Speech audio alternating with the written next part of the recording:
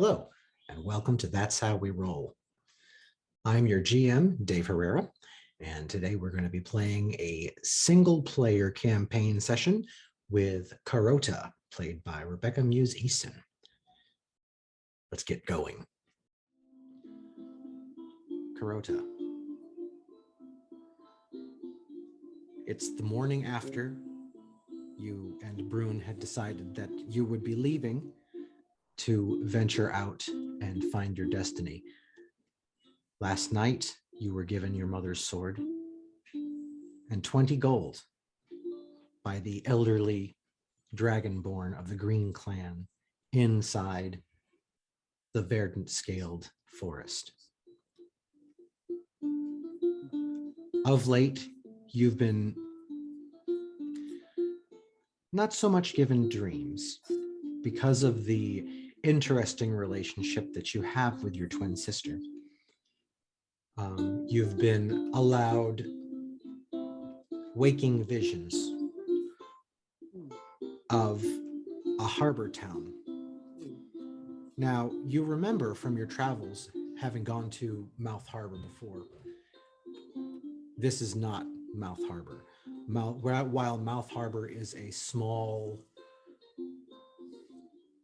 a little bit bigger than a town and a little bit smaller than a village, it's still fairly simple, straightforward. It's definitely a shipping town where most of the people around are human and humanoid. Not so much on the dragon kind in that area, because they are, you know, from the history of being on Trangor for your entire life, that most of them are further north in the continent.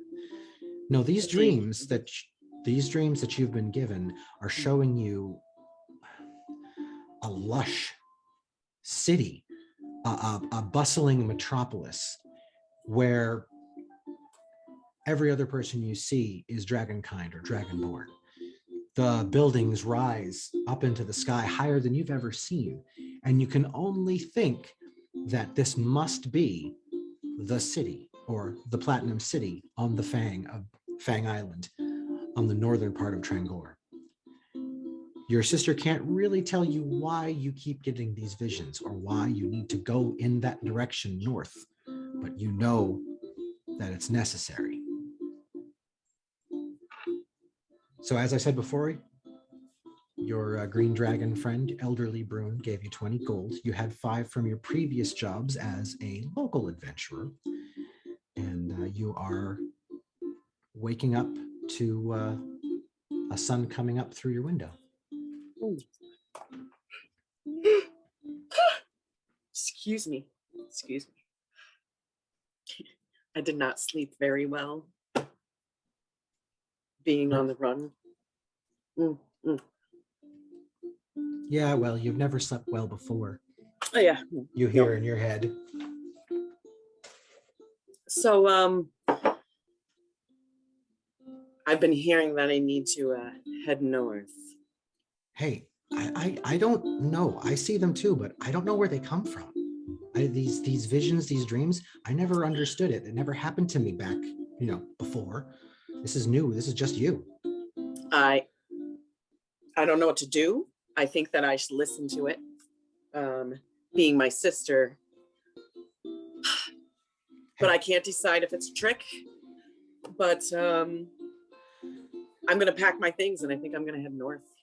That's a good idea. I think I'm going north. Well, I mean, you talked with the old man about that last night. I mean, yeah, it just makes sense. In detail. So I'm going to pack my things, and I'm going to go get those. So I'll be right back. I'm just going to go. I'm just going to go. Play in your subconscious for a little while. It'd be much easier if gone. Your sister Negron has ducked away into the part of your subconscious where you can't reach her.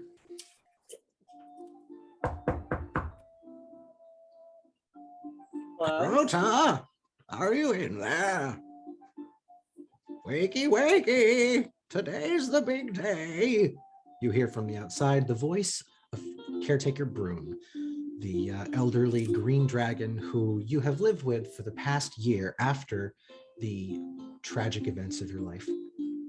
unfolded, and who you consider to be a grandfatherly figure and a good friend. You're coming down for breakfast? I'm coming. I'm coming. I'm coming. I'll be right there. Okay. Yeah, I'm coming. And you hear clawed feet shuffling off on the wood panels back towards the kitchen area of your small cottage.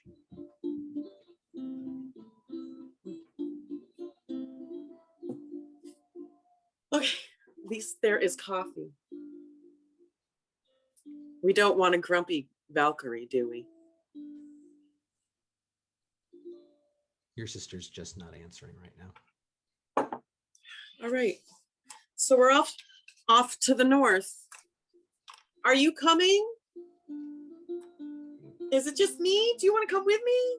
Are you trying to speak to Brune? I was going to. Because he's in the kitchen. You're still in your room. Excuse me. Are you coming? What? Oh my goodness. I gotta leave my room, so I'm gonna go downstairs to the kitchen and go talk to my friend, my grandpa. Well, we're gonna call him my grandpa because that's what he feels like. On downstairs I go. You don't actually have to get up. You can stay. If you want me to method all day, I'll method all day. Theater of the mind. You can stay in your seat. It's all right. So you head downstairs, and you smell the interesting breakfast choice of Keeper Brune. One of his favorite things of caretaker Brune. One of his favorite breakfasts is just buttered kale, pan-fried buttered kale. He just likes to fry up kale. So it's on the little hearth. The stove is cooking, and you can hear the of the kale sizzling in the pan. And it's a familiar smell. It's, caretaker Brune being a creature of habit. It's pretty much been his breakfast of choice for every day for the entire year that you have been staying in his cottage with him. I just made some kale. Would you like some, KAROTA? As always, every day. Yes, please. There we go. And you hear on a plate for you. It's, not amazing. It's just kale in butter. You don't know what he sees in it. It's kind of bland. The kale's a little on the older side. It's been a while since he's been to the markets, and there wasn't any local in the Verdant Green. Any of the farmers in the Verdant Green haven't been growing too much in the way of kale. It seems to be a bad season for it, but there you have it. There's your kale, your breakfast. And there is a pot of coffee waiting for you and your usual mug sitting next to it. Fantastic. Bottoms up. So today is the big day. When do you think you'll be going? Hopefully as soon as I'm done with this kale. Ooh, my goodness, my goodness. Do you have the sword that I gave you? I thought we weren't supposed to talk about it. There's nothing. I just nervous around things. I've had it for 20 years, hiding. I didn't know it was yours until just recently. Oh, well, your mother's. So I gave it to you last night, but it seems to have some sort of magical essence about it, and I have a bit of magical knowledge myself. And he twirls his claws in a little bud, a flower, just not like a flower you've ever seen before. It looks almost like a dandelion, but the petals are just a little too big. And instead of being yellow, it's actually a marbled purple and green, just kind of marbled within there, as if it looks like someone painted the colors through. It's not a flower that exists in nature. It's just something that he dreamt up but created there in his hand, and he places it down in the middle of the table in front of you. You've seen him do tricks like this the entire time you've been there. It's a beautiful thing. He's not a very powerful magic user, but what he can do, he's very proud of, and he likes to make interesting looking flowers very often. So, like I was saying, I recognized it. I saw the runes, and I I don't know what the runes say, but they're dwarvish, I think. So maybe your first stop, the best place for you to go would be to head towards the Rainbow Quarry. Now, you know from your previous jobs as a local adventurer that the Rainbow Quarry is a place that's about a day's travel north of the border of the verdant scaled forest. It is primarily dwarven and based, and just like the name suggests, it is a quarry. It's where most of the realm's precious jewels and many of the metals are mined there.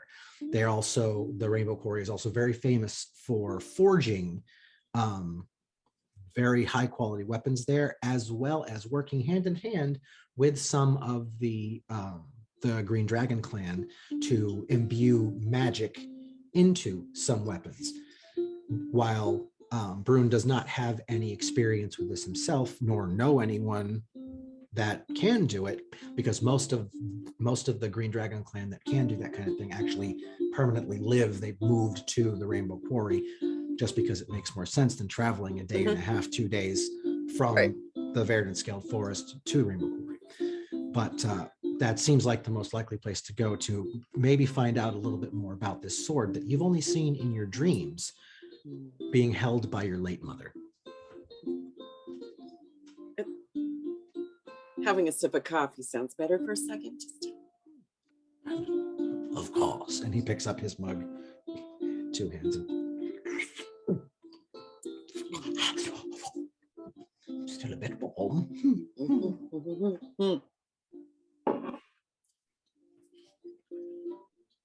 I think that I'm going to go to this Rainbow Quarry and find somebody to help me figure out what the sword says.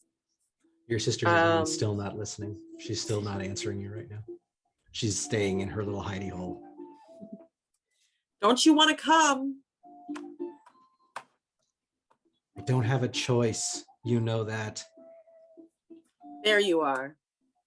All right. Well, off to the Rainbow Quarry we shall go. The smile's for the old one. Don't let it fool you. You know he can't see me. You know he can't see me. I'm still not sure he believes you that I'm here. Well, if I keep looking like I'm talking to myself, everybody's not going to believe me. And you just hear Keeper Brune snigger into his mug.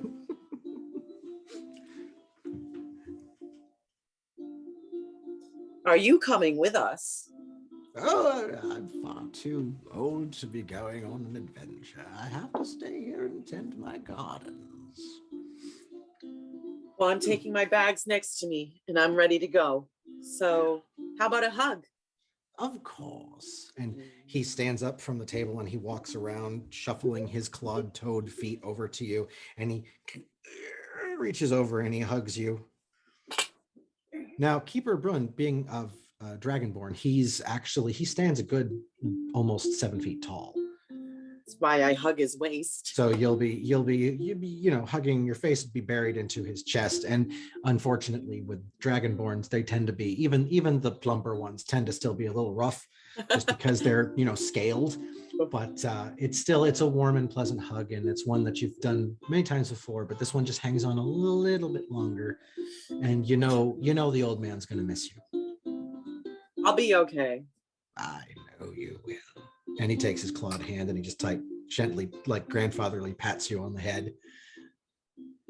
Okay. And off you go. Off I go. Heading northward. You are exiting the small cottage. Mm-hmm. It is two levels, but it's still fairly small, and it's also pretty far away from everything for reasons that Brune has never really explained to you in the entire time that you've known him. He's kind of kept himself separate from the rest of the Green Clan, and actually fairly close to where your old homestead used to be, which is near the southeastern part of the verdant forest, southwestern part of the verdant forest. So to get through the verdant forest and to clear the northern border, you have about a day's worth of travel. And you will unfortunately not really, unless you want to add time, you won't be going towards the main portion of the verdant forest where most of the green clans still live.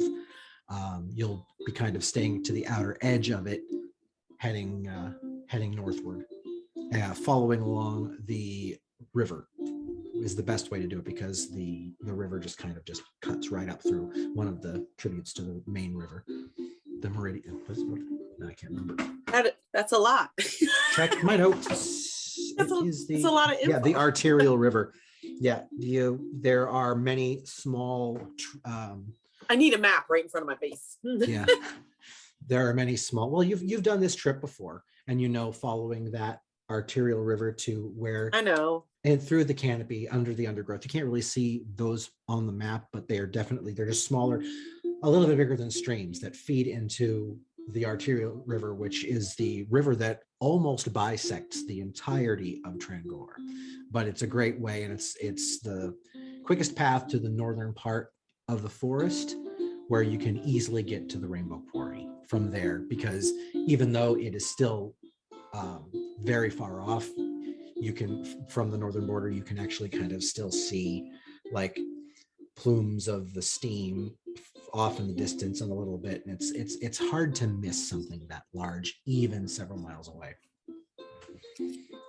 So you're outside, you are in the forest, and you can hear birds in the distance and all very foresty noises, small animals scurrying and everything. And you start walking your way towards the one of the very many larger streams that feed into the arterial river, which you know is a good way to stay in a fairly clear path and head to the northern border.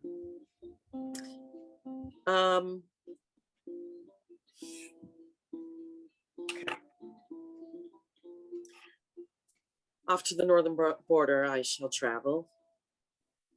Hopefully I don't run into anything that will hinder my adventures to get my sword red and get to this Rainbow Quarry to get them red. But I see some smoke ahead. No, you don't see any smoke ahead. Oh, I can't see the smoke. That's once after about a day's worth of travel following the water, you come to the northern border, and from there you can see off in the very far distance just the remnants of the smoke, which is coming from the Rainbow Quarry itself, but that's not until you've cleared the northern border of the forest. Okay, then along the river we shall travel, and I'm just going to walk along this river. And my favorite thing to do when I walk along rivers is to take a look. It's a rock, perfect size. I like to see the big splashes. You're gonna skip stones? Absolutely. All right. I don't know if I can remember how to do this. I haven't been doing this for very long. Well, then I'd like to say once when I was a kid, but I'm pretty much still a kid. Well, then I need you to roll a performance. Actually, no, first roll an investigation to see if we can find a decent rock. So roll an investigation check and add your investigation modifier. And what, since I'm new to D&D, that'll all be on D&D Beyond. The dice? You need to find, you're going to be rolling a D20. Okay. And then adding your investigation modifier. And you can find that information on D&D Beyond. Yes. So can I use my sheet? Because I don't know how I can get the capabilities to do this and look at the screen yet. Oh, yeah, we can use your sheet for now. That's fine. Okay. Does that make sense? Yeah, that's fine. Okay.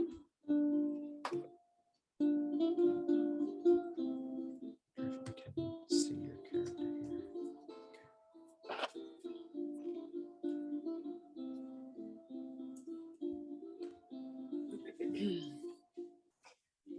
Okay, so roll a d20 and then add your investigation modifier. All right, now I can hear you. Oh, sorry. I didn't have my headset on. Sorry. No, I'm looking at the camera, not at the screen. So Gotcha. You're down here, but that doesn't look good. So I'm looking at the camera. So I didn't know you had your headphones off. Sorry. That's okay. We can pretend you're improving. Okay. Okay. So roll a d20 and add your investigation modifier and tell me what the total is.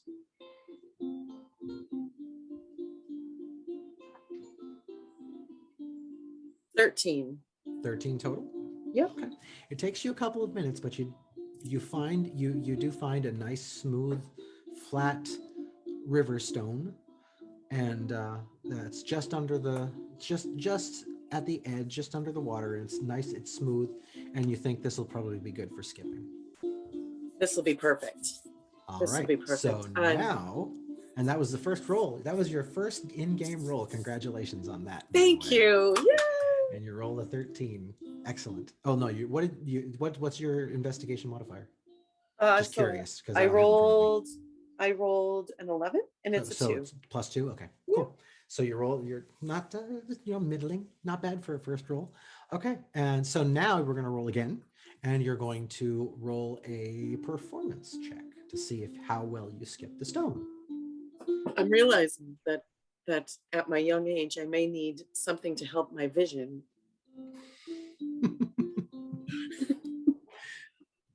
I'm sorry. I'm doing a which check? A performance check. That is a +3. Oh, I have a 2. You rolled a 2, so you rolled. I never was very good at it.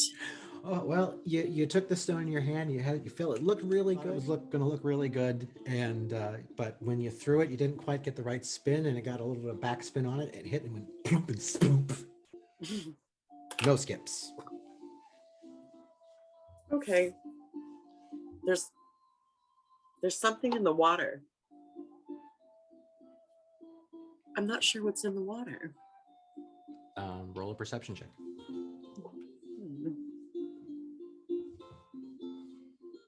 Or are you looking for something specific, or No, I just noticed something's in the river. Something in the river? Okay, yeah. Roll a perception check.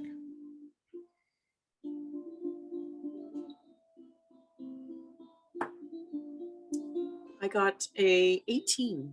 An 18. When the stone blooped into the water, it actually disturbed a small school of fish, and these particular fish you don't get to see very often because they have kind of a natural camouflage to them, whereas they're really hard to see from the surface. It's a natural, to protect themselves from predators, their natural predators, so they kind of blend in with the bottom. But what's interesting about these particular fish is when they get startled or when they get scared, instead of staying camouflaged, they actually their scales flip up, and underneath there it's it's a bioluminescent red. And that's to scare off would-be predators. So after you hit, you just see these little flashes of red and then swimming away. It's very cool. It's very beautiful. And it's a really neat example of nature showing off. So despite the fact that you didn't get to skip the stone, you still got to see something pretty cool. Onward and upward. All right. So you continue on and following along the river. Do me a favor and give me a survival check.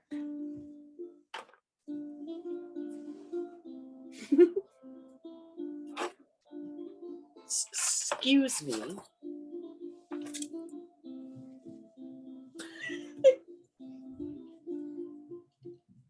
And this is just to see how well you do along the trail. 12. And how well you rolled a 12 total? Yes. 9 and a 3. All righty.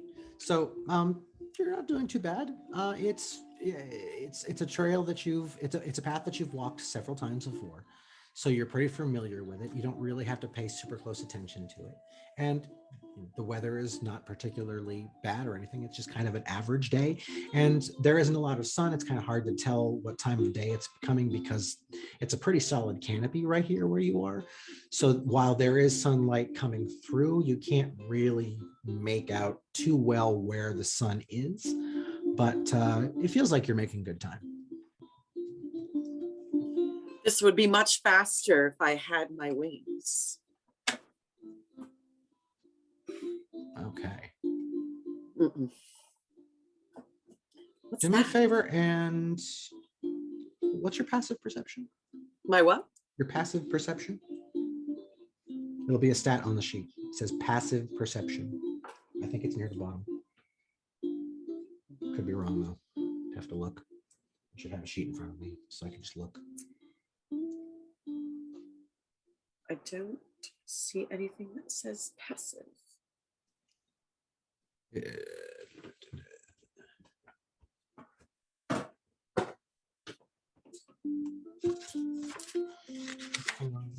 Yeah, passive wisdom. It's down at. Oh. It's near the bottom of your sheet on the bottom left-hand side. It'll say passive wisdom with perception in parentheses, and there'll be a number there. Oh, I have no number there. You have no number there. Oh, There is no number there. Oh no. Okay, let's do this then. I will search you up on your. I'll just look at your. I have D&D no profile. wisdom. You have no wisdom. You have no passive perception. How am I just- walking? Yeah. Let's just go. I'll use my secondary device to go to dndbeyond.com and get your info, and I'll have it in front of me at least that way.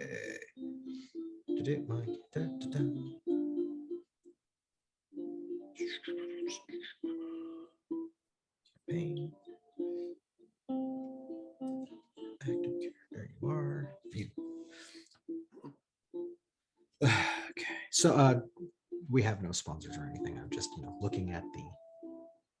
Sure. There we go. All right, I've got your. Oh, that's another thing is you can actually use your phone to log in as well. By the way, onto D&D. Okay. I should have just told you that from the get-go. So you can access your entire character on D&D Beyond from your phone as well. Your passive That perception would be so much easier to you see. have a passive perception of 13. Ooh. So we will. I totally just wrote on the plastic, just so you know. The plastic sleeve I have my sheet in. Oh well, if you use a dry erase marker on those, it works really well. Okay. Okay, so but I've got your character up so I can see this stuff now too. All right, cool.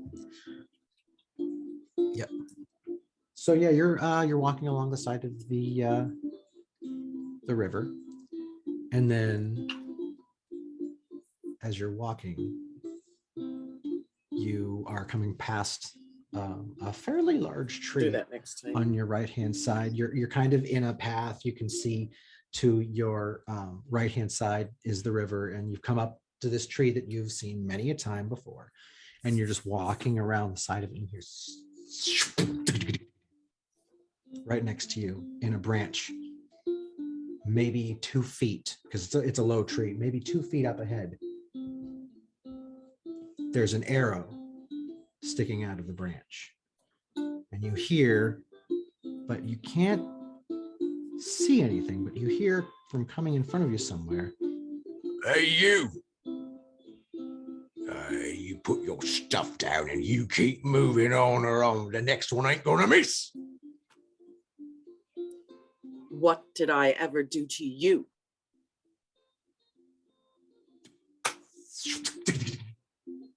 What Closer. did I do to you? Let's roll initiative.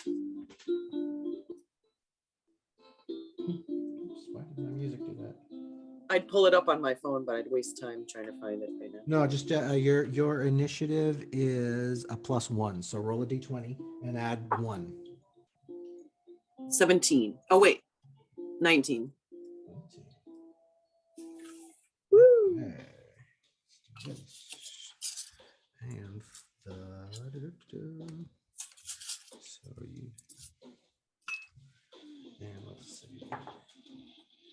Okay, cool. All right.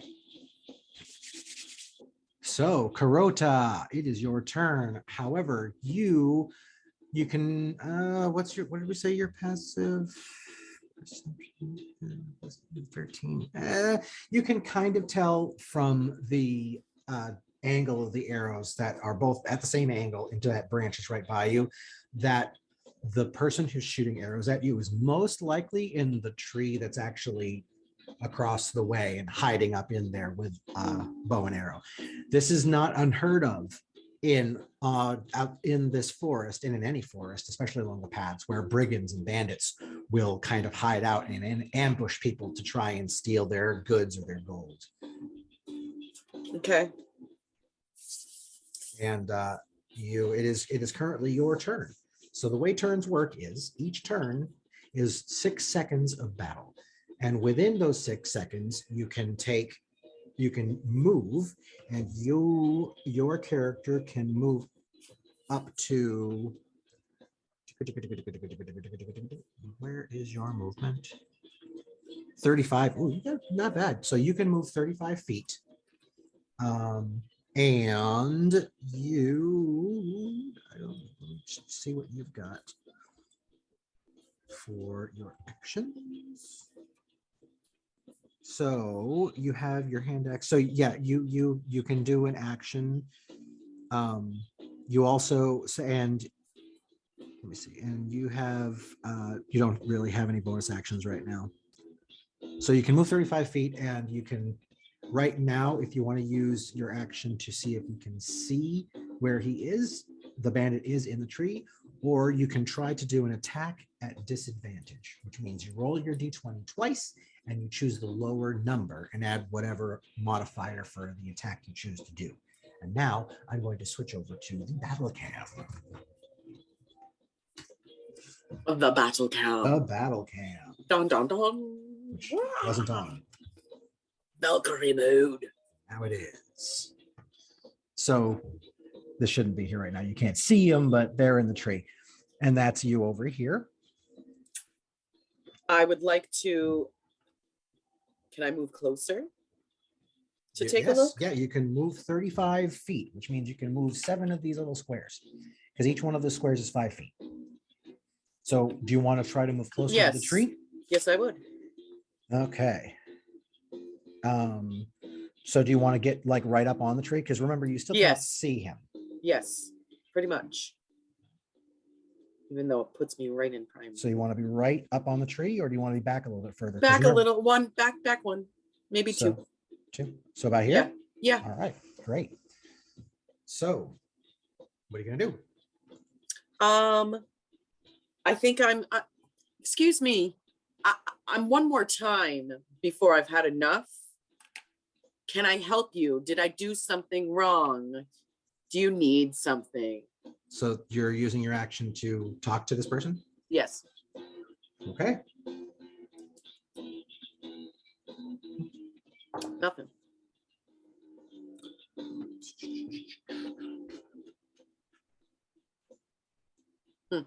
Okay.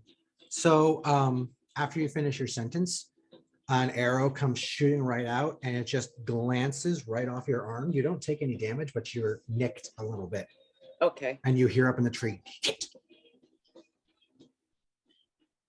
Thank you for answering me. Now I know exactly where you are. So now I'd like to, can I throw an axe? Well, your attacks, you've got your 2 hand axes you can throw, but you've also got Eldritch Blast, being a warlock. And that's, right. Just shooting stuff. Yes. And it's up to 120 feet, and it's a cantrip, so it doesn't cost you anything. Okay, I would like to do the Eldritch Blast. All right, now you still can't see him, so I'm going to ask you to roll your attack with disadvantage. Okay. So you pick the lower number, and then you add actually 5 to your roll. So I'm rolling the D20? D20, roll it twice and tell me the lower of the 2 numbers. We have the first roll is an 18. The second roll is a 7.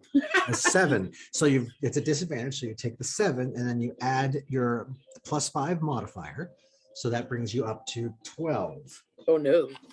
Which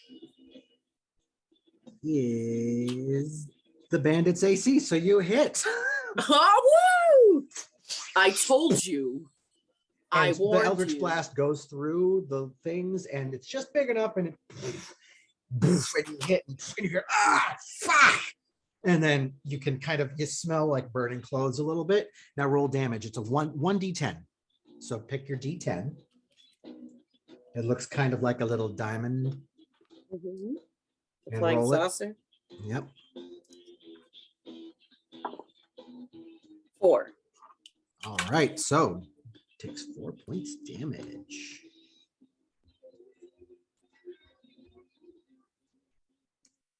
Oops. Oh, I did that wrong.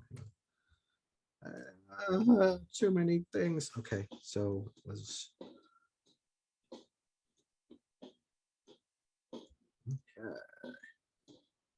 okay. Go. All right. So now you can you know you've hit, you know where the bandit is. Immediately is going to take another.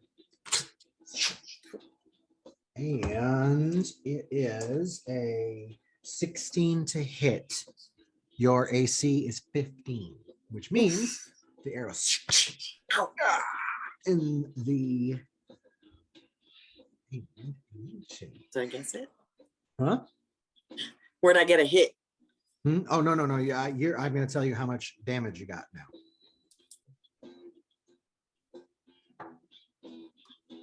And you take, ooh, ouch. Just 3 points. 3 points damage.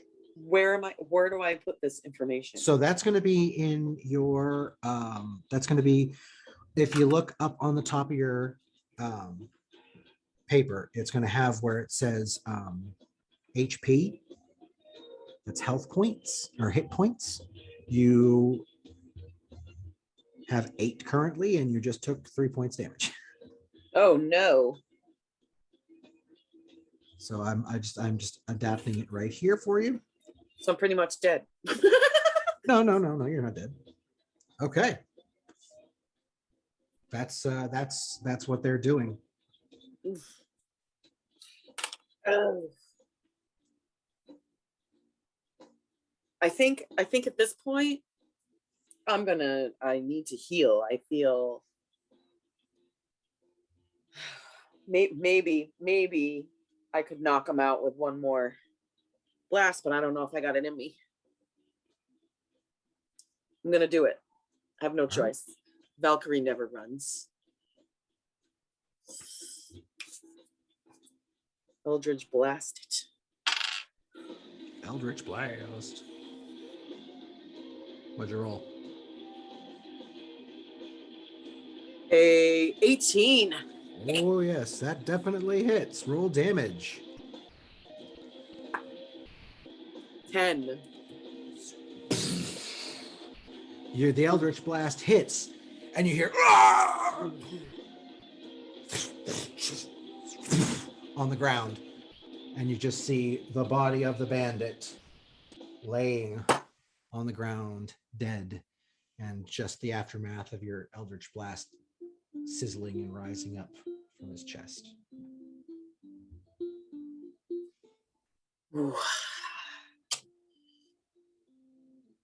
I told you. Sister, did you see that? Yes. Good job not dying. Good job not dying. Oh, I still feel like I could. Let's go get healed, sis. Onward, ho. All right. So, are you just going to leave the arrow there, or? Am I allowed to pick up things and store them? Oh my goodness. Yes. You can, not only can you pick up things, but you can search bodies and see if anybody has anything. Oh yes. I wasn't sure how much I was allowed to carry. Oh yes. Oh well, we're just kind of ignoring encumbrance right now. Oh, so okay. don't worry about weight and everything like that. But okay. If player piano fell out of the tree, I wouldn't let you take that. Okay. But anything that an average bandit had on his person, there won't be any problems with you taking it and keeping it. I'm going to search this body. You're going to search the body. I take out this arrow. Okay. So I have to snap it. you take out the arrow. Luckily it wasn't like a super deep arrow, and they're rounded. It was a rounded tip arrow, so it came out pretty clean. Not too bad. You're able to just kind of pat yourself up a little bit and move on. So now you're gonna raid the dead body. Yes. All right. So now I need you to roll another investigation check.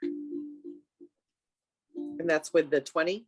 Yep, that's the D20, and add your investigation modifier, Which is a 2. which is a 2. 11.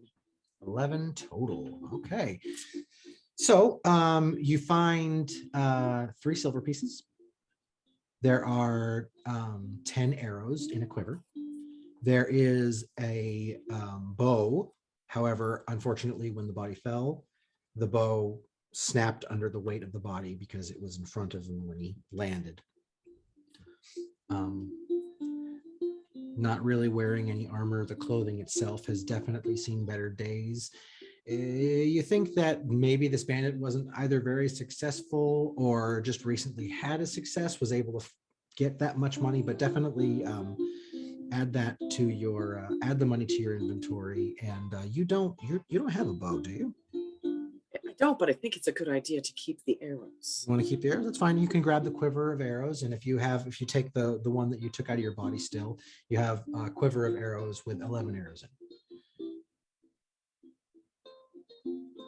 And how much money did I say it was? I don't even remember. 5 silver pieces? Yeah, 5 silver pieces. Yeah, I said it, and then it went out of my brain. So add You have to 5 remember silver. a lot. Yeah, so add 5 silver to your 25 gold. 25 gold. So you put 25 gold and 5 silver. I'll add it over here on your D&D Beyond, so it's already all set. Thank you. No problem. Is there an actual spot for money on a sheet? Yeah, it'll be down at the bottom. It'll be GP. You'll see platinum, gold, silver, etc.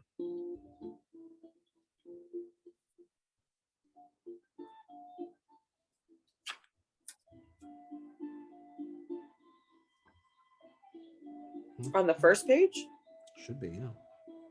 See treasure. Trying to find it on. That's all right. I have it written down. I can find it later.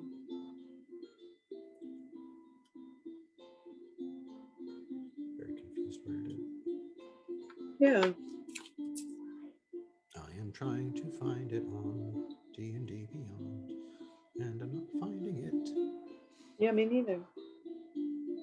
I think we had that problem on D&D Beyond. It should be an inventory.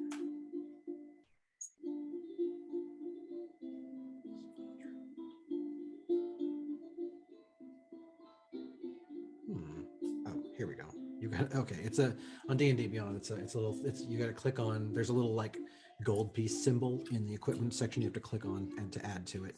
Okay, 5 silver pieces. Boop. All right, you have 5 silver, 25 gold, and 5 silver. All right, sweet. And we'll just throw in your quiver of arrows.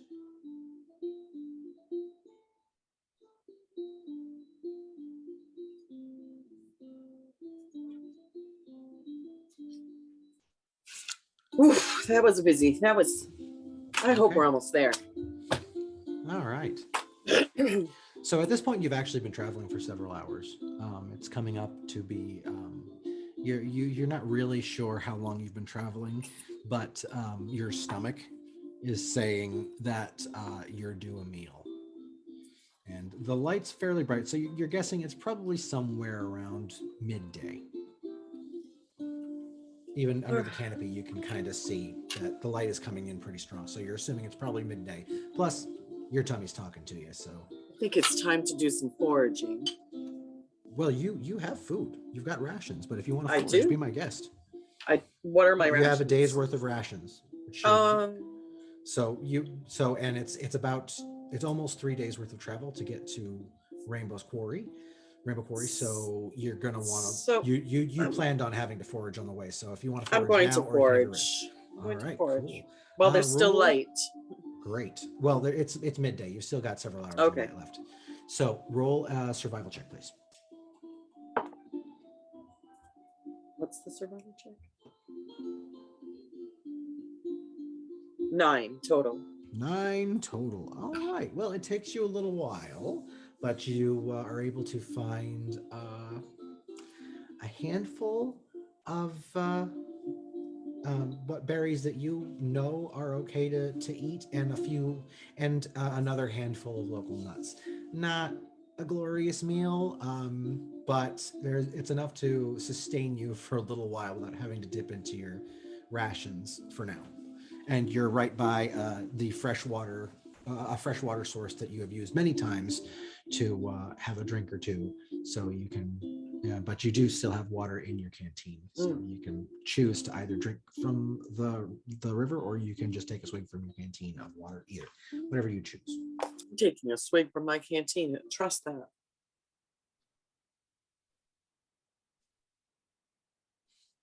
Okay.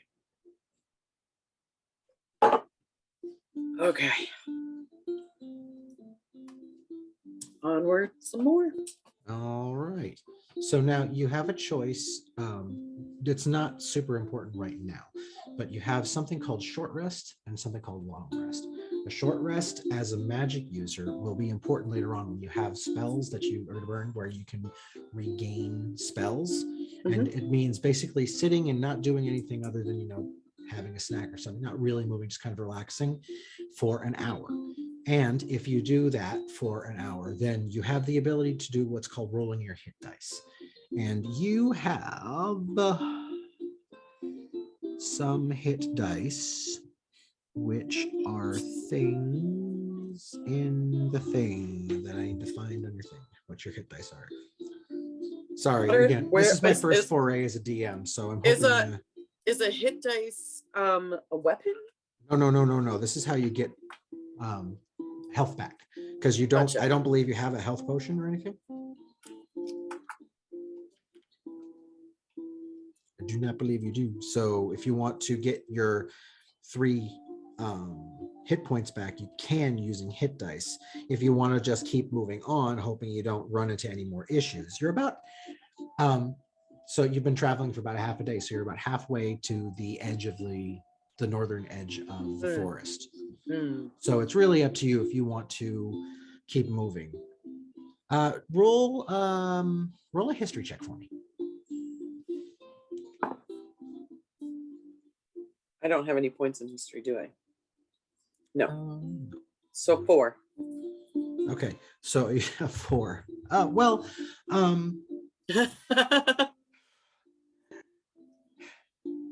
Yeah, okay. That's fine. Noted. So yeah, you just can decide if you want to, risk continue, or if you want to keep moving forward as is, or if you want to take a short rest and roll some hit dice. I'll roll some hit dice. Roll some hit dice. Okay, so do you have marked on your sheet what your hit dice are? It would probably, I think it's up at the top of the sheet. It tells you the hit dice and how many. It'll be one of something.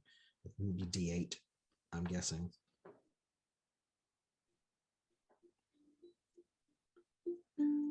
Yeah, 1. It's 1d8? Yeah. Okay, so that'll use your hit dice for the day, and whatever you roll on that d8, you can add to your HP. So if you roll the 3 or higher, you're back to full health. If you roll less than that, obviously you're not back to full health. But if you want to sit and relax for an hour, you can definitely do that. It's going to slow your travel down, and then you can roll your hit dice at the end of the long rest, the short rest. Would you like to do this? Yes. All right. So you're going to sit down. You're obviously having yourself, you're having a meal. The foraging doesn't count as the rest, so it doesn't actually start until you have sat down and start eating your food. It's not going to take you super long to eat the food. Is there anything you'd like to do while you're taking your rest? I'd like to play an instrument. You have an instrument? Oh no, I can't. In my brain, I do. In your brain, you do? You hear, after thinking about that, and like, oh man, I wish I had an instrument. You actually hear your sister start to just softly hum something that it tickles the back of your memory as it could possibly something. It just, you're not really sure. Well, actually, you know what? Roll me another. Well, no, would be history. That's your personal history. So yeah, roll another history check for me. This is a separate thing. It's a different roll. So it's,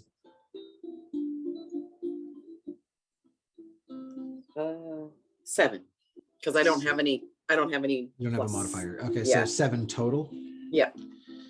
You're not really sure why it sounds so familiar, but listening to her hum this soft song in your head, you feel instantly relaxed and instantly comforted.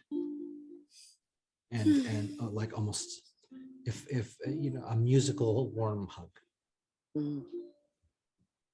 She just is humming the whole time. She doesn't say anything. She's just humming this same simple melody. And as she continues humming, and you're just listening and eating your berries and your nuts and looking at the burbling, the stream just kind of go by every once in a while, a little fish out at the top trying to catch a bug, a low flying bug. You can hear her getting more emotional as she hums it, and you feel that same, like, just you feel yourself becoming more and more emotional with that humming along with your sister.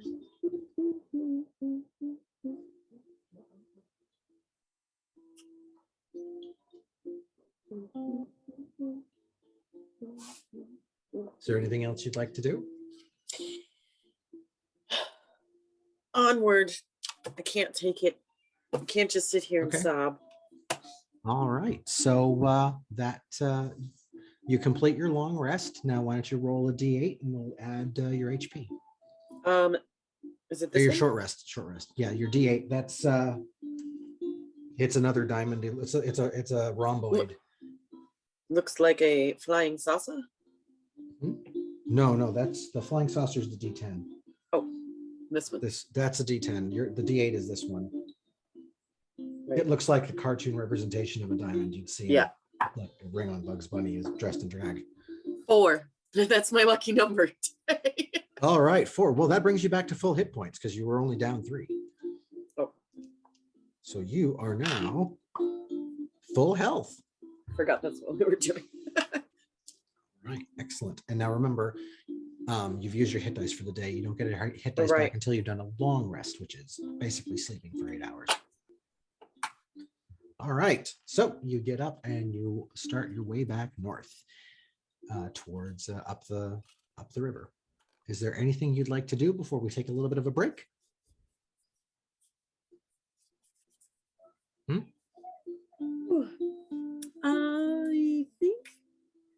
I think I'm gonna try to see if I can maybe.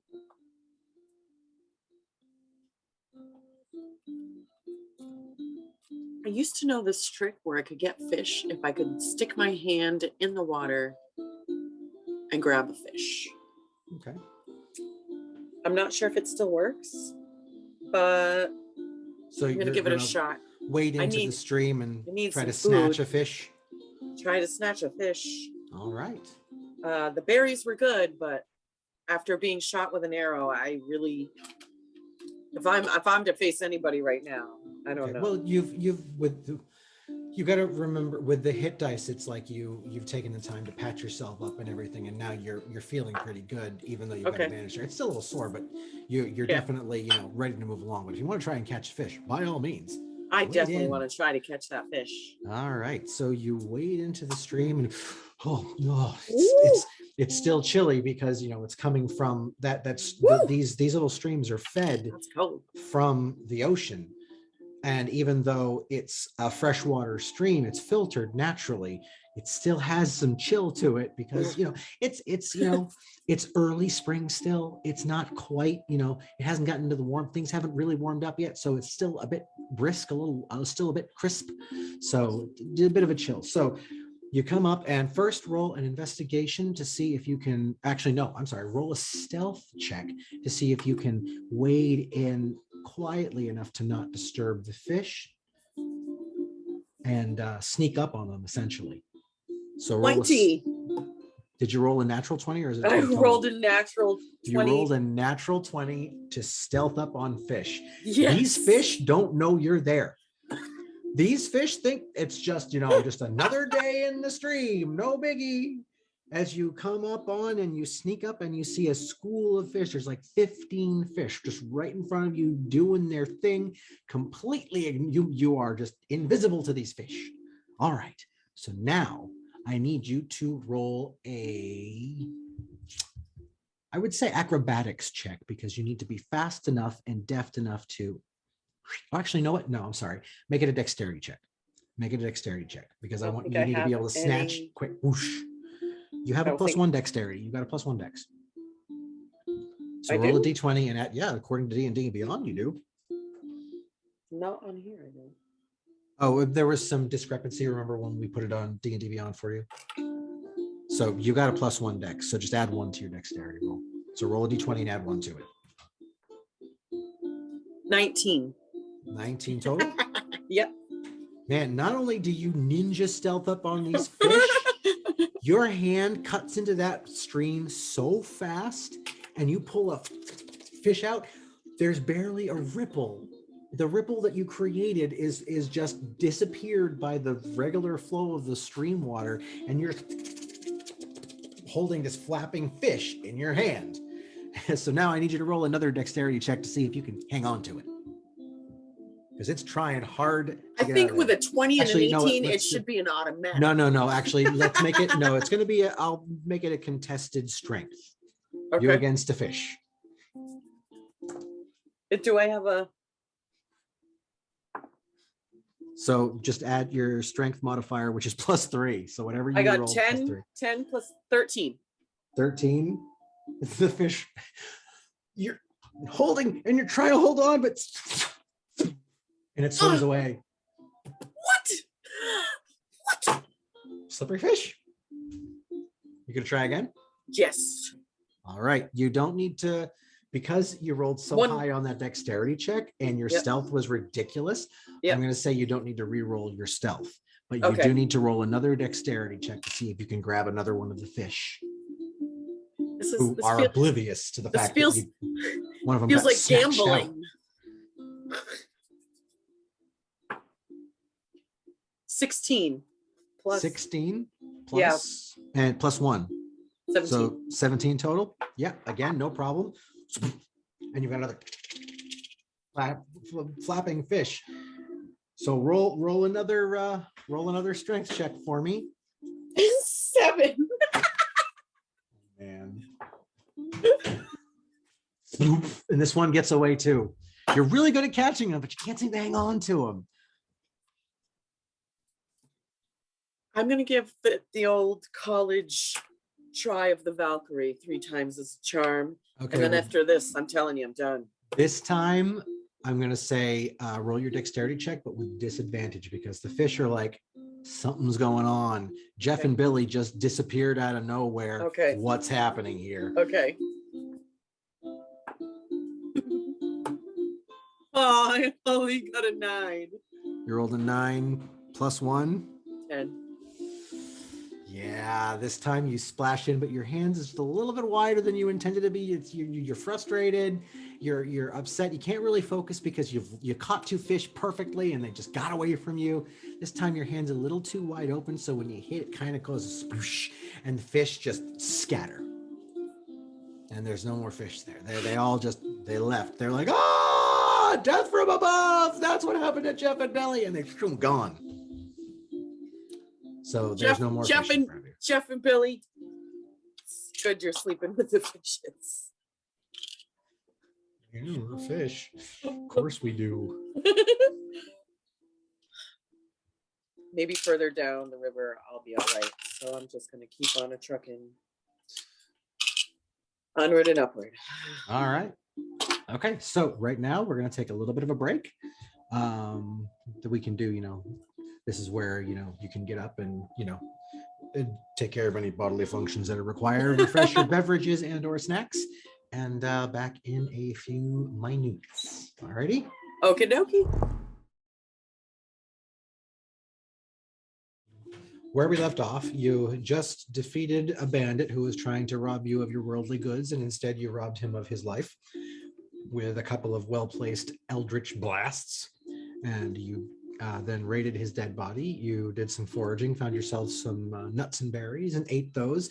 And then in an effort to add a little bit of more protein to your midday meal, you ninja stealthed into a river and snatched 2 fish right out of the water without anything being the wiser, and then they just flew right out of your grasp, one after the other. And then on the third try, it was just a little bit too much, a little too frustrated, and the fish swam away. So now you are standing in about up to your, mid thigh in cold river water, fishless. And you have another half a day's journey in front of you before you're going to need to, if you move at a regular steady pace, you'll still make it right around probably an hour or two. Well, probably about 2 hours after sunset, so not really super late. You'll reach the northern border of the forest. What do you want to do? Onward and upward. Onward and upward. All right. Give me a survival check, please. I'll memorize all these soon. No, you won't. I haven't even memorized them, and I've been playing for years. 19. 19 total? Yep. Okay. Yeah, you definitely you truck on. There's no more issues. You don't run any. You're a little hungry. You're still a little aggravated about the fish, but it doesn't hinder your travel, and you make it the next, you make it the next couple of hours of travel with no real issue and no problems whatsoever. Cool. All right. Is there anything you want to do right now at this point, or do you want to just keep moving forward? The sword that I have of my mom's. Mm-hmm. I want to play with it. You're going to take out the sword and play with it? Are you going to stop and play with it, or are you going to play with it while you're walking? I'm going to walk as an adventurer. You're going to walk as an adventurer and just... As a Valkyrie on an adventure. As a Valkyrie holding my mother's sword. Okay. You are not trained in sword play. So I need you to roll me a dexterity check at disadvantage. Ooh.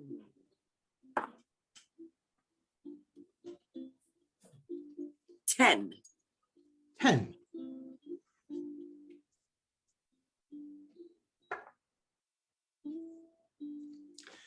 You're swinging around, playing with it. You swing it a little too close. One time, it just kind of slips a little bit in your grasp. You don't quite drop it, but you feel it start to go. So you reach to grab it, and you grab the base of the blade, and you cut your finger a little bit, and you take a whole 1 point of damage. It is not my day. Do you continue to play with the sword while you're walking? So that turns to 7, correct? Yes. I mean, obviously, but I mean, just checking. Just check. It never hurts to check, and believe me, you're gonna find the more that we play this, and when we have the rest of the crowd with us, we're all gonna be like, oh, is it this? Is it that? Yeah, but check this.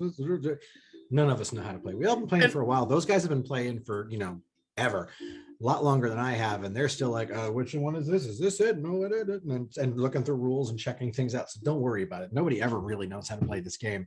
Everybody thinks they know how to, but everybody doesn't. And the characters evolve throughout the game, I'm sure. Oh, definitely. Okay. Yeah. So again, are you keeping the Yes. sword out? You're gonna keep the sword out and keep okay. So for the remember, next Valkyries never stop. So the next part of the trip, roll a survival check again. 18. 18. Yep. Again, no real issues. I do want to get another dexterity check out of you. Again, at disadvantage. You know how I feel about these dexterity. Woohoo, 20! You rolled a natural 20. Yeah. After that first cut, something clicked and you're just spinning take it a picture. around. You look like, some XMA kid from like 1999 just doing their thing, swinging around. It's you no problems anymore with this sword, and you're just spinning it and swinging it. All right, cool. Give me one more. Just give me one more survival check for the last bit of the journey. The sun is starting to go down, and you're coming up to where you know the edge is. 7 plus Survival. plus 3, 10. 10. Okay, so this is a little bit rougher go. You have a little bit of trouble with it, but I'd still say you make it to the northern part of the border of the forest as the sun has been set for about an hour now. So you've been going in darkness, so it makes it a little bit trickier, but you have dark vision, so you're still okay. But it takes you a little bit longer than what you'd expected. So it's getting fairly late, and you are hungry and tired, and you know that you need to stop for the night, which means you need to make camp. I see a down tree with some. So you want to look branches. for a good place. You want to look for a Think good I'm place gonna to camp. Try to make some Okay. kind of. So roll an investigation check.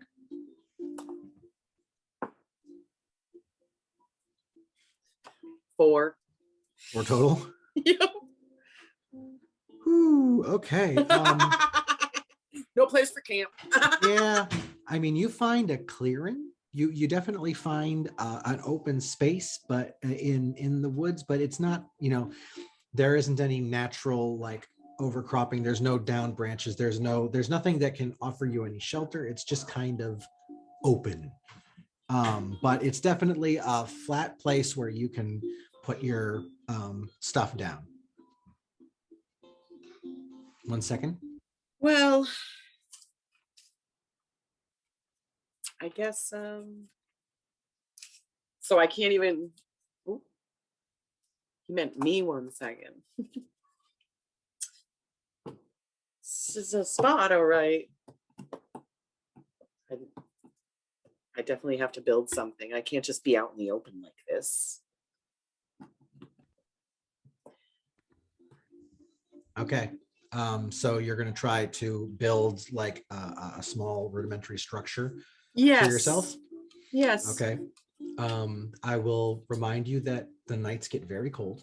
You will need to build a fire, and the only materials you have at your disposal are all wood. So it's going to be a little trickier. I'm not saying it's impossible. I'm just saying it's going to be a little trickier than if you were just to, make a camp and sleep out in the open.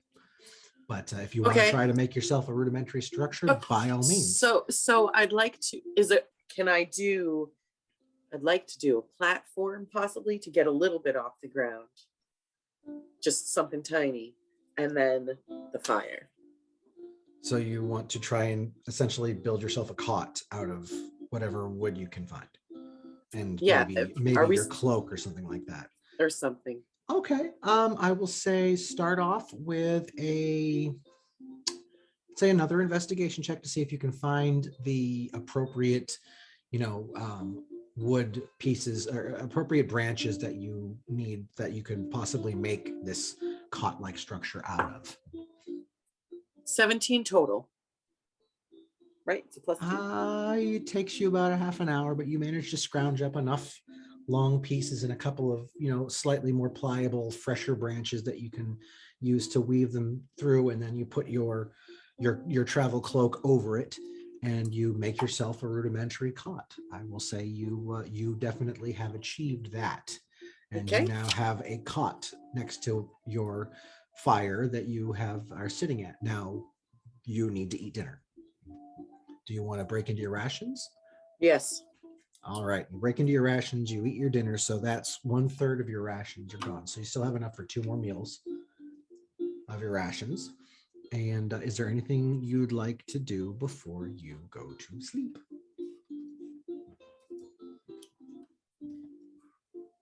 Good night, dear sister. I hope that you guard us well as I sleep. I can't guard anything. I'm in You your can head. warn me. You can hear things. I can hear things. I can only hear and see what you hear and see. I'm in your head. All right. So don't count on me to be your lookout.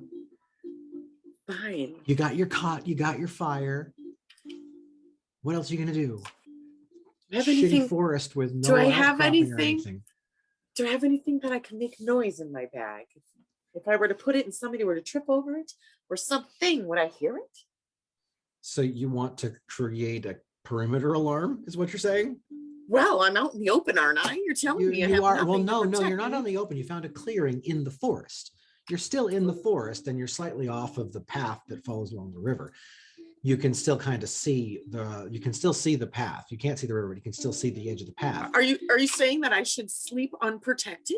But you're not. No, I'm not saying that you should sleep out in the. You're not out in the open. There are trees and things around. You're still in dense forest. You just found a spot that isn't rocky, that won't hurt to sleep on, but you built yourself a cot, which in all honesty, the way you'd have to make it, it's probably less comfortable than just sleeping on the ground, but still you went ahead and did it. You got yourself a cot.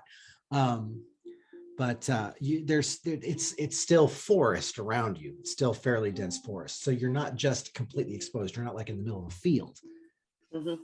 It's just if it starts to rain or something, there isn't anything there, and it's not like there's more than one of you physically to have watches throughout the night to make sure. Well, I was just about to say, I'm not sure if I really want to sleep. So, but if you decide not to sleep and you decide to push on, especially after you've built the cot, you will definitely suffer a point of exhaustion. Right.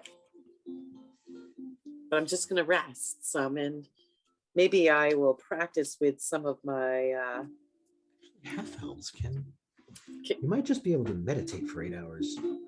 I think that's a thing. You don't have the ability to practice with your weapons to learn of some of its That's skills. not a rest. That's not a rest. And I mean, you can definitely practice with your weapons and everything like that. If that's something you and I can discuss, if you want to make some, but your abilities with your weapons goes up with you when you level up as a character. Okay. So that's you. It's assumed that you're practicing and using anyway. So you can feel free to use it in the story and talk about practicing with your weapons and things like that. That's actually a really great way to make to just add detail to the story and flavor to your character. But it's just assumed that you're always practicing and always just so you level your skills level up with your character. Okay. Okay. Being half elf. I think there's something you can do with just, oh no, that's a monk thing. Never mind. I need to learn how to D&D. Okay.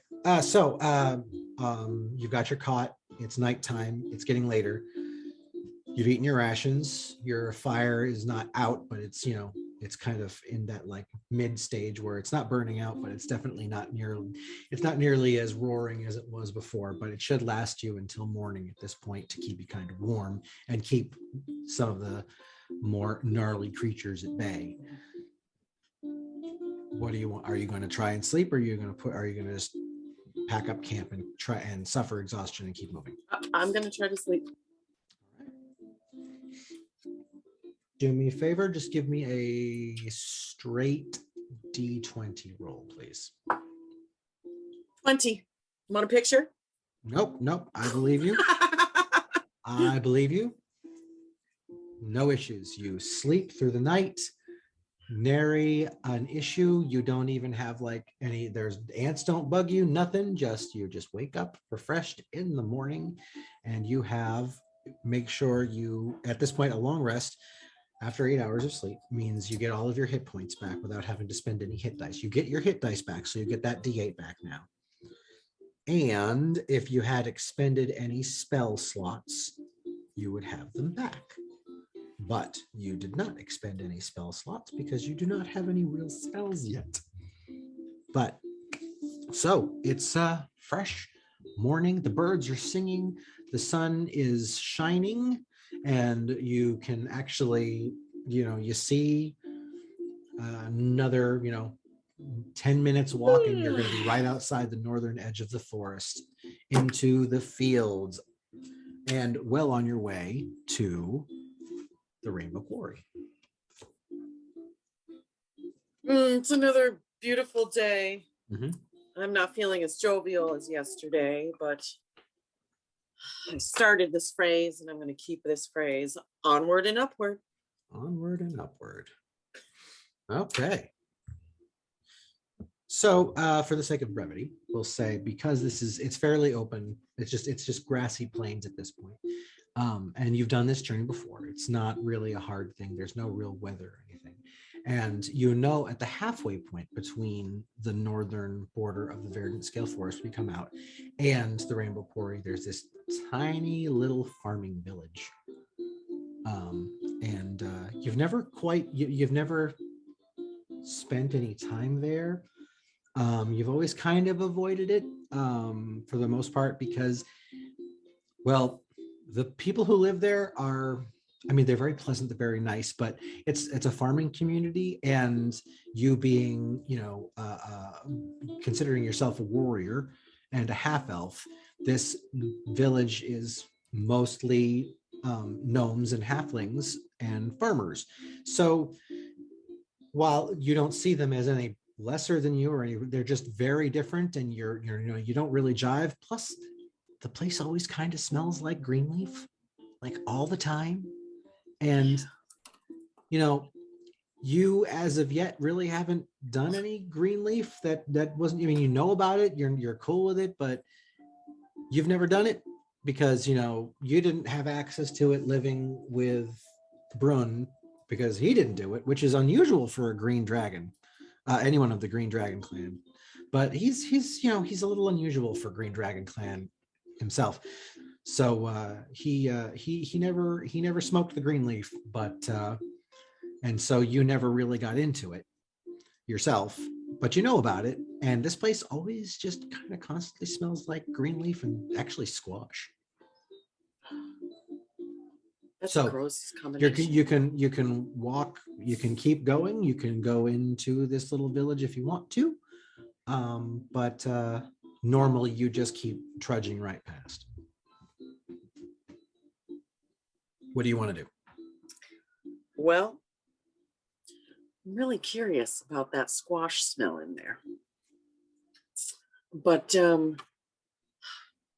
if I run into somebody or something, could be in trouble. Could be in trouble. Really want to know about that squash. I'm going to see the squash smell. So you're going to go into the tiny little village? I heard about it. I got to check it out at least once. Maybe just a short little while. Okay. All right. So instead of going straight through, you veer slightly to the right and you walk into this tiny little village that, like, it's a farming community, but most of the farms are further outside of the village. They're not actually in the village. The village is just kind of, it's kind of like a bloated farmer's market with permanent buildings. There's like veggie stands and things like that, and a couple of very small buildings. There isn't really a tavern here per se. What's the name of this village? I have to look into my notes. I don't remember the name of the village. So just give me 1 second and I'll look at the name of the village. Give me 1 second. I like bloated farmers markets. That sounds wonderful. Bloated farmers markets for all, everywhere. And then perhaps I might get to have some squash. He didn't put his background in there. Gotta look it up here. Sorry about this. My notes are. My notes are all here on my phone, and I've got to like look in the right place on the phone, and I can't remember where I put this because it's supposed to be. Oh, don't worry about it. It's not a big deal, actually. Let's do this. I'm sure if I find where that great squash is coming from, that and the green leaf, of course, somebody there might tell. Bigglesworth. There it is. What is it? Bigglesworth. It's the village of Bigglesworth. Vigglesworth? Bigglesworth. Vigglesworth. Bigglesworth. Nice. So you walk into the center of the village, and it's essentially kind of like it's basically like a main street with wooden buildings with thatch roofs and several kind of oddly placed ramshackle what looked to be like fruit stands and things like that. And there are a few of the gnomish farmers that are setting up, putting out their wares and things like that. Oddly enough, that the prevalent squash smell that you usually smell when you come through isn't actually there right now. And it's the first time that you've been through Vigglesworth or been towards Vigglesworth, because normally you can smell it even when you're just going past it. It's that strong.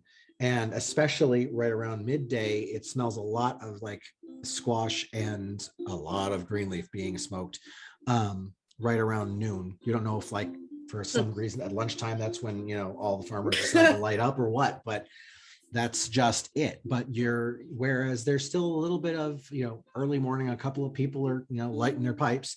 That squash smell just isn't there. But you walk into the center of town and there's, like I said, it's still pretty early. So they're just kind of setting up their wares, and there's just one or two gnomes at booths.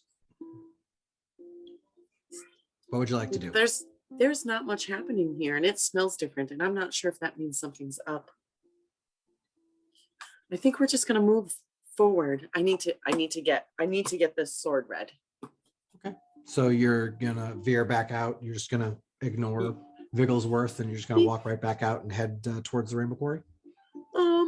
I think so, but if anybody should be in my way on the way through, I might have to say hi, because I need to know things, and I might need some friends at some point, and okay. I don't want to be known as the grumpy Valkyrie, and I'm really trying to change my ways. So maybe perhaps I'll say hi to somebody.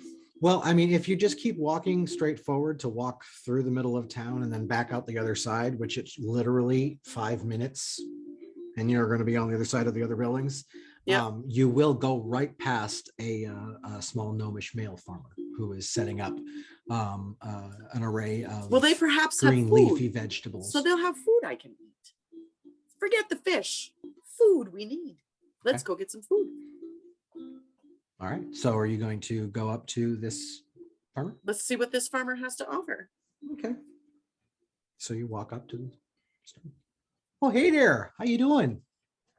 I'm not quite ready yet. I haven't got everything set up, but if there's something you're looking for specific, I can help you out.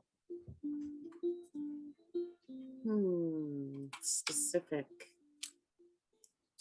Just looking for your garden variety of vegetables. Well, I got lots of those. That's what I got here. Veggies. I got there's some cabbages over there, and I got some broccoli, and I got a few carrots. They're not out yet.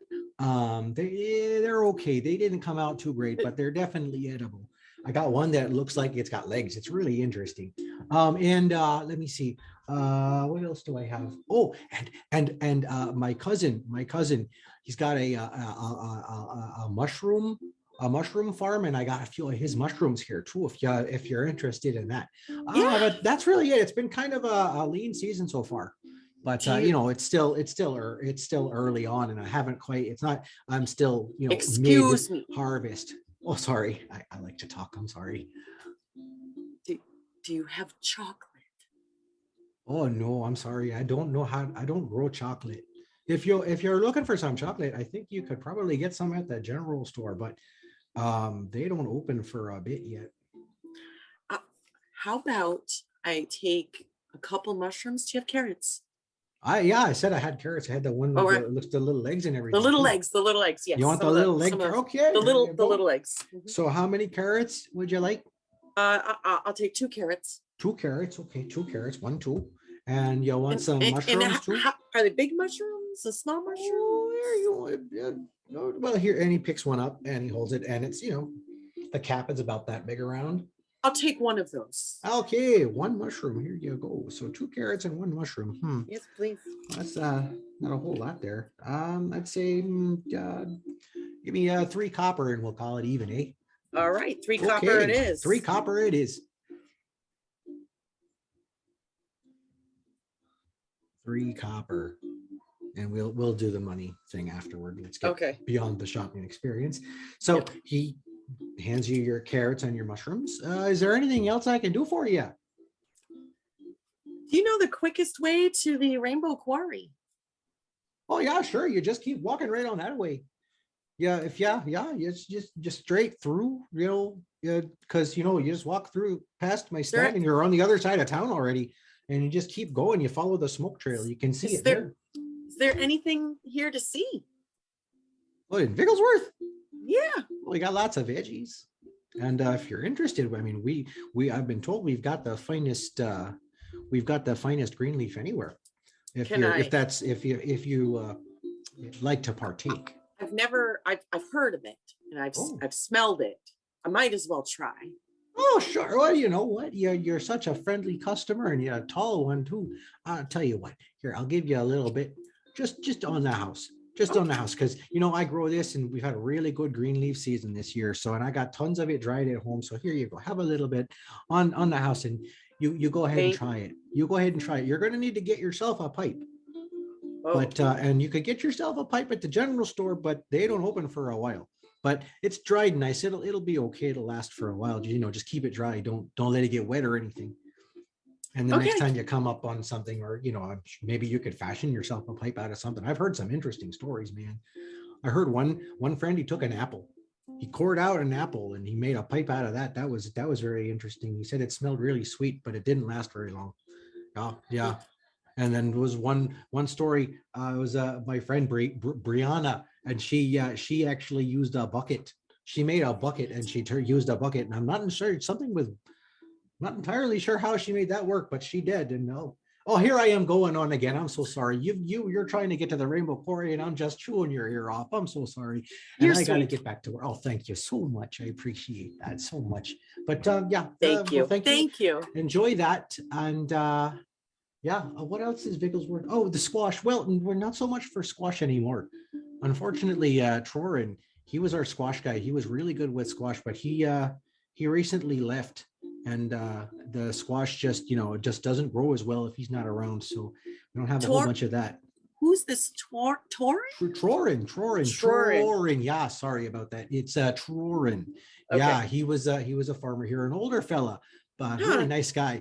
But it was maybe a week or so ago, he started talking funny, saying he was hearing voices or something, and he fashioned himself some kind of cane out of his hole, and he just up and left. I don't know all the story. We weren't really friendly. I mean, I knew him as a fellow farmer, but we didn't like hang out or have drinks together. But he was the best at squash. But since he left, the squash just isn't as good as it used to be. I didn't even bother trying to grow it because it was all him. But he left about a week ago. What's your name? My name? Yeah, I'll tell Joe. Joe. If I should run into this Trorin, I'll make sure that I tell him you said. Oh yeah, tell him I said hi. All right. Yeah, tell him old Joe says hi. All right. All right. And we miss his squash. You miss his squash? We miss his squash. Yeah. Yeah. Old Mrs. Ribbonsworth, she used to make a really good pie. It would smell up the whole place. It smelled like squash, the squash pie. Yeah, it's really gonna go. Yeah. Oh, sorry. Here I go again. Sorry again. Yeah, I'll get back to work. I'll see you later. Okay. No problem. Thanks. All right. Thank you. Bye. Bye. Have a good day. Bye. And he goes back to setting up his stand. And, you just made a very pleasant morning for Joe. Thank you very much for that interaction. And you start heading towards the Rainbow Quarry and the smoke. Okay. So you've walked out the other side of it. You've got a clear, straight walk. And once again, I'll say, just for brevity's sake, because it's open, there really isn't much in the way of wildlife or anything like that. And there's no real cover or anything for, bandits to hide in, no way to get a drop. There's not really any risk of any kind of, encounter of somebody trying to rob you or anything like that, because it's just open and they wouldn't give them any kind of advantage. So you make your way to the border of to the outside gates of the Rainbow Quarry. And you look forward, and even though it's a quarry, it's been dug deep into. There's a hill that this quarry was dug deep and into. It was mined into, making this downward. It's a subterranean city that has grown up around this quarry that has been mined and mined and mined into this. It's almost as if there was a mountain under the ground. But it's just this really large rocky deposit that's rich with minerals and metals and precious gems that has been mined and mined over years, and this city has grown up over it. But because it's precious metals and precious gems and valuable things, there's been quite an effort to make sure it stays safe, not just by the people of Rainbow's Quarry, the dwarves themselves, but also there's protections that have been sent from the Platinum City itself, and garrisons, and you can see that there's a small garrison of Platinum soldiers, which are soldiers of all bloodlines. Some are dragonkind, some are human. There are dwarves, there's elves, there's even the odd goblin.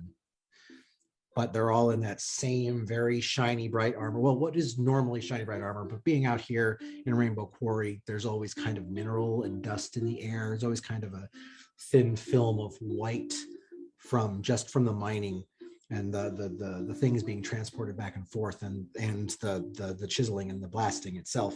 There's always kind of a thin film of everything. So they're shiny. What would be a shiny white, a bright shiny armor, has a kind of a dull film over it, so it doesn't quite shine as nice. But they do their best to try and look good. And they're keeping kind of guard. There's a few up at the gate, and you can see off in the distance some kind of keeping watch. Not outside the stone walls that are built up around it at the gate, but up on the top.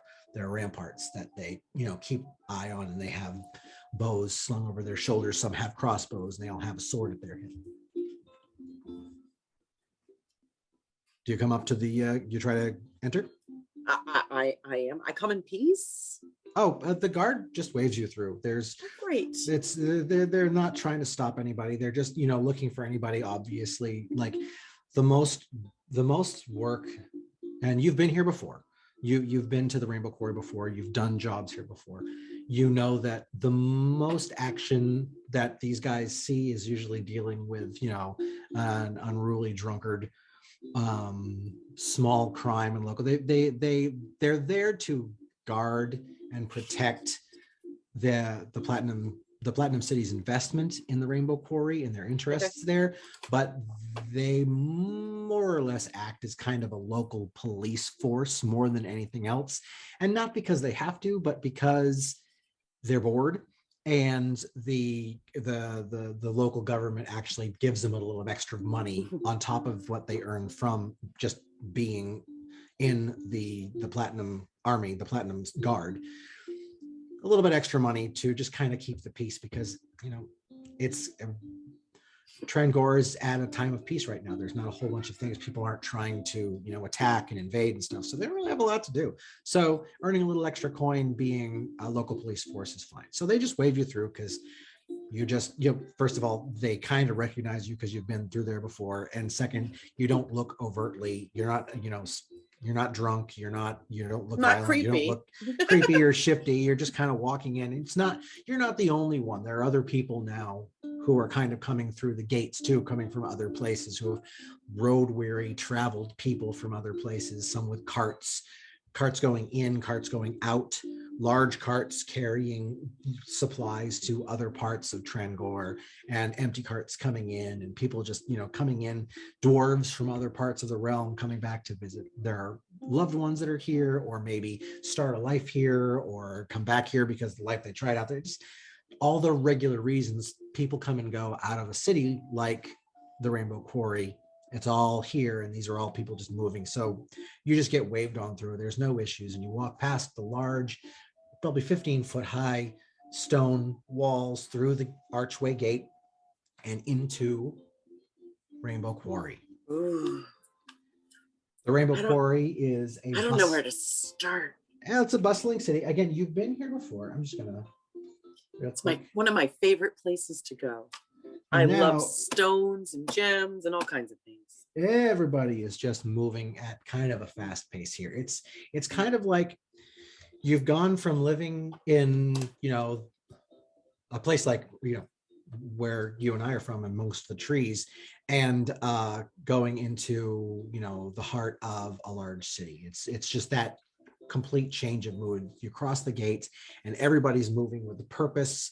Nobody's really conversing. There are lots of people, there are lots of, rugged looking dwarves in work clothes and leather jerkins carrying either tools, or you see a few just holding pieces of rock and a chisel in one hand, walking off one way. There's you see actually a small, what looks to be maybe an elven boy holding a small pastry and just running off in the distance and laughing. And there's some kids, some dwarf kids playing with some human kids off on the side, and just kicking around a small air-filled bladder like it's a soccer ball. And just the things you'd see in a city are all happening right now. The mixture of smells and sweats and just I bet you I can find charge of chocolate in the excitement. city. You have bought chocolate here on occasion. Yes, that is definitely something you have done here. Back to me.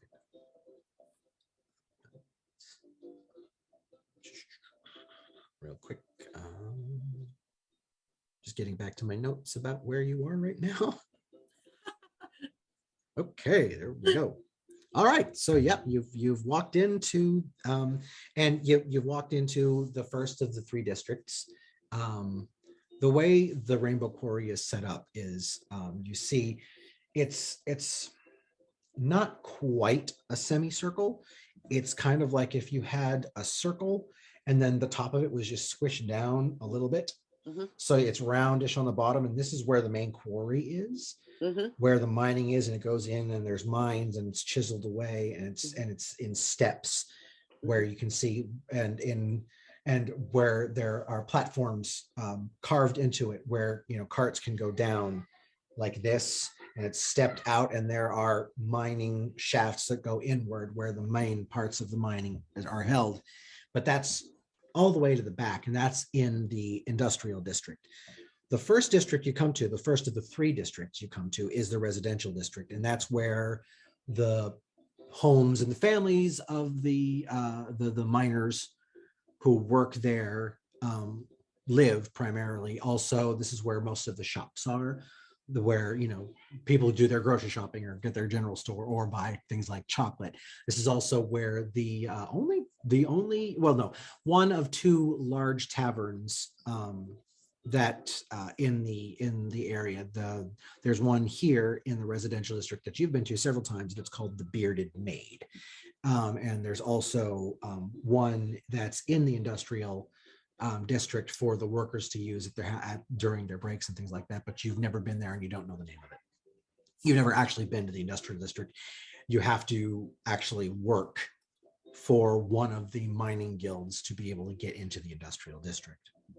You've never been past the residential because you've got no interest really in the official district, which is where the government stuff is handled, and that's in kind of a center oval in the middle.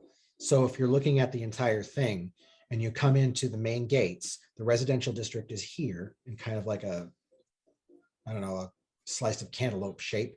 And then in the middle is the official district, where there are taller buildings and it's very well kept, but it's, unless you're involved in local politics or you're a wealthier person or business owner, you can't really get into the residential district either. And then is the industrial district, where the workers, the miners are, which again, it's a place you haven't been into. You've only ever been in the residential district, but that's really the only place you've ever needed to go anyway. Okay. So it's in front of you. And I don't need to rest yet because I just did. Yeah, no. It's at this point you're probably maybe the equivalent of like 10:30, 11 o'clock. So Okay. it's not quite midday yet, but it's getting there. Okay. And how much longer are we doing this game for? Just so I have an idea time-wise for my mind of what I want to ask. We're really almost I mean, we can end it if you need to end it. If there's something you want to ask out of game, feel free. Nope. You can just be like, a question for the DM or the storyteller, whatever you want, or just you. Nope. That's fine. Okay. Cool. I can go for a little bit longer. All right. So you are in the residential district of the Rainbow Quarry, and you are surrounded by mainly dwarves, but there are lots of other bloodlines there too, human, and also not counting the guard, which we spoke of before. But there are some humans, there are some half elves. You see a couple of orcs around. I'm gonna walk around for a while and see if I can find this. See if this person with a cane made from a hoe. I think his name was Trorin. Trorin, yeah. So you want to look for Trorin? I think so. I think we're gonna go see if maybe he might be here. Okay, so keeping in mind that Rainbow Quarry. Okay, so like I was saying, Rainbow Quarry is a very large city. So it would be the equivalent of trying to find somebody if you went into, say, the middle of Boston and you just started asking around for Mike. Do you have a problem with luck? I'm just saying, you feel free to try. If you look down on luck, it doesn't come by. I play D&D. But luck is like my life. If you're nice to it. Where do you want to start looking for Trorin? Let's go check out the shop world and see if maybe in the shopping district. It's the shops are there is kind of a downtown area, and at the heart of it is the bearded maid, which is the tavern. Let's go check out the tavern. You want to go to the tavern? Okay. I'm thirsty, and I think that's a good place to ask questions. Yeah, and a couple drinks, I might be sleepy. You've been able to get rooms there before to rest and spend the night as well. Okay. So you want to start looking for Trorin, and you're going to start at the Bearded Maid. All right. So you walk straight to the downtown area of the residential district where the shops and the tavern is, and the tavern is pretty much dead center. It's the largest of the buildings there because it has the tavern at the bottom, the kitchen in the back, and then it's got bedrooms up at the top, where you can rent a night to sleep. And you've done it before, and they're nice. They're nicer than your room was back at the cottage with Brunn. So yeah, it's an upgrade, and it's not too expensive either. It's just I got it here. It's just one silver piece a night. It's actually really inexpensive, but there's a very high turnaround there because it is a very busy place because of all the trade that happens. So they're able to rent their decent rooms very cheap because they are always full. So it's kind of a toss-up if you can actually get a room there or not. But you never know. You might not even need a room. You don't know. So you walk in, you're walking up to it, and you see the familiar, surprisingly large door. You'd expect, average size doors in a place that's mainly inhabited by dwarves that does trade with them. But this door is, for a lack of a better word, it's epic. The door is the nicest part of the building. It's just like this ornately carved arched door that it wouldn't look wrong on the front of a wealthy person's, large home. It's just this big red door that's got vines ornately carved in it, and the handles themselves are brass handles, and that just loop down, but they're polished and kept so nice that they almost look like they're shining gold. There are little gold rivets in the parts of the door as emphasis pieces to make it look like there are little golden berries on the vines that are carved into this red door. The door itself is made of a really heavy, thick mahogany, and it's just, they're beautifully kept, absolutely beautiful kept. And then above and slightly to the right side of the door, hanging down just, so people can see it, is this old faded wooden sign that's starting to crack and split, and it just says "The Bearded Maid" on it. And there's a roughly drawn or painted picture of a dwarven woman with a fairly decent Oh no, female he beard. froze. And it, the mutton chops that come on dwarven women was just a little bit thicker and a little bit bushier. And it's just on this painting, it's almost a caricature of a busty, happy-looking dwarven maid. And you've been through the rickety sign and these gorgeous doors, and you walk in, and the doors themselves aren't shut. They're opened because it takes a lot to open and shut these doors. So they're open for people to be able to come in and go freely. They only get shut and locked at night. Which doors are those? Because you froze. Oh, I'm sorry. The Bearded Maid, the doors. Okay. Did you get my description? Mm-hmm. Okay, great. So yeah, those doors are open, and you just walk in as they are. And when every time you've come here during the day, those doors have been open. They only get locked at night. And you walk into the familiar, very rowdy tavern portion of the Bearded Maid, where where Anra Shovelspike, the owner and keeper and of the tavern and the inn portion, is behind the counter, and she's What is the name of the Anra Shovelspike? Anra Shovelspike, and she is a dwarven maid of probably middle years. She to the human equivalent of maybe 45. It's hard to tell because dwarves have a longer lifespan, but if you were to associate her to a human age, it would be around 45. She's got red hair that has gray at the temples. She's got and her mutton chops come to about mid jowl, and they're still pretty red with just little flecks of the gray coming in. And she's got some crow's feet at the eyes, but you can tell that those are more from smiling than anything else. And there goes one of the patrons now.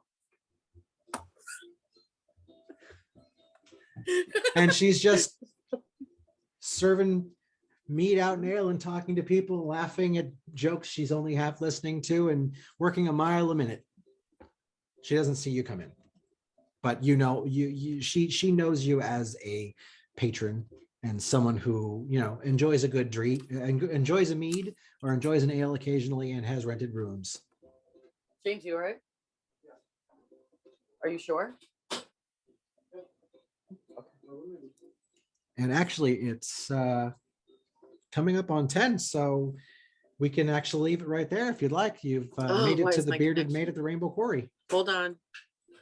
No connection. What is going on? Okay, now you are. Yep. Go ahead. Okay. So like I was saying, it's 10 o'clock now. So if you want to say this is a good stopping point, you've made it to the Bearded Maid at the Rainbow Quarry. So that's the first major stop of your journey. I think maybe that's a good place to call it for the night. What do you think? Oh, you froze. How about now? Now you're moving now. Okay. So are you ready? I think it's a good place to stop. All right. I agree. Well, thank you very much. That was a lot of fun. Yeah, so we will continue on probably at our next scheduled play session. That same day we'll do more of this one. So as we had planned originally, because should be fine. All of a sudden Says there's you an have arm. full connection. Okay. All right. So we good? Yes. All right. Well, thank you very much. I hope you had fun. Absolutely. I hope everybody else that's watching at some point does too. And we look back on this one day and we go, Oh, yes. wow, we improved. Oh yes. Oh yes. It's the beginnings. It's the beginnings. I got some work to do, Lucy. We're all gonna level up at the same time. It's gonna be great. This was fun. I really liked it. Thank you very Okay. much. Well, thank you very much. Until next time. And that's a good place to start. That will be fun to see what happens. Yeah. Fantastic. All right. And yeah, so I'll see you next time. And yeah, that's how we roll.